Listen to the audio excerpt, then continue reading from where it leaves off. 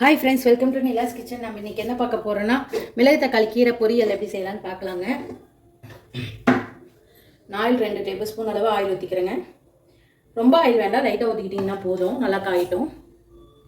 பாருங்கள், ஆயில் நல்லா காஞ்சிருச்சு. கடுகு ஒரு 1/4 டேபிள் ஸ்பூனு, அது கூடவே வரமிளகா, சின்ன வெங்காயம் ஒரு 50 கிராம் வெங்காயத்தை பொடியாக கட் பண்ணி வச்சுருக்காங்க.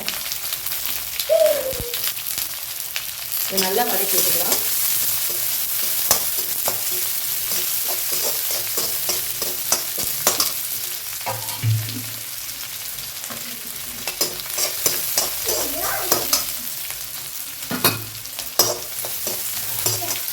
இந்த மாதிரி நல்லா வதக்கணும். நீங்கள் கொஞ்சமாக உப்பு போட்டுக்கலாம், அப்புறம் டேஸ்ட் பார்த்துட்டு போட்டுக்கலாம். கீரைக்கு எப்பவுமே உப்பு அதிகமாக இருக்கக்கூடாதுங்க. நான் ஒரு 1/4 டேபிள் ஸ்பூன் அளவு உப்பு போட்டுக்கிறேன்.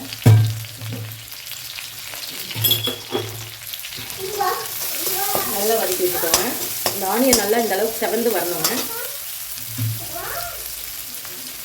ரொம்ப டீப்பாக ஃப்ரை ஆகணும்லாம் இல்லை, ஓரளவுக்கு இந்த மாதிரி செவந்து வந்தால் போதும்.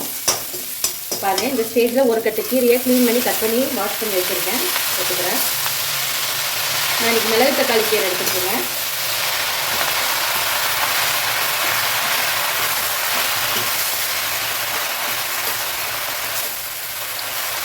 இந்த அளவுக்கு நல்லா சுருங்கணும். பாருங்கள், எவ்வளோ கீரை போட்டோம், நம்ம அப்படியே சுருங்கிடும். பாதியாகிடும் கீரை. இது வதங்கிச்சுன்னா ரொம்ப கம்மியாயிடுங்க.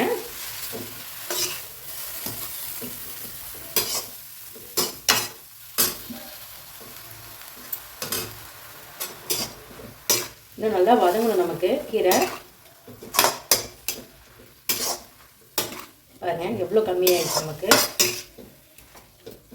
இது நல்லா வதங்கட்டுங்க, பார்க்கலாம். இந்த அளவுக்கு கீரை நல்லா வதங்கணுங்க. எனக்கு லைட்டாக உப்பு பத்தலை,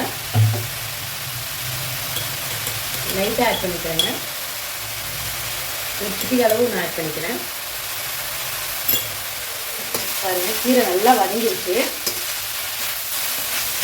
இந்த ஸ்டேஜில் நான் எடுத்து தேங்காய் ஒரு 1/4 மூடி திருவி வச்சுருக்கேங்க, போட்டுக்கிறேன். போட்டு நல்லா ஃப்ரை பண்ணிக்கணும் தேங்காய். இது கூடவே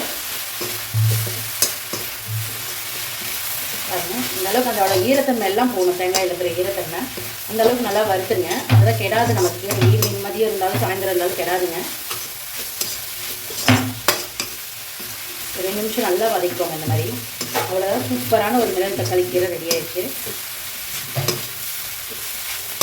கண்டிப்பாக நீங்களும் இந்த மாதிரி ட்ரை பண்ணி பார்க்கணும்.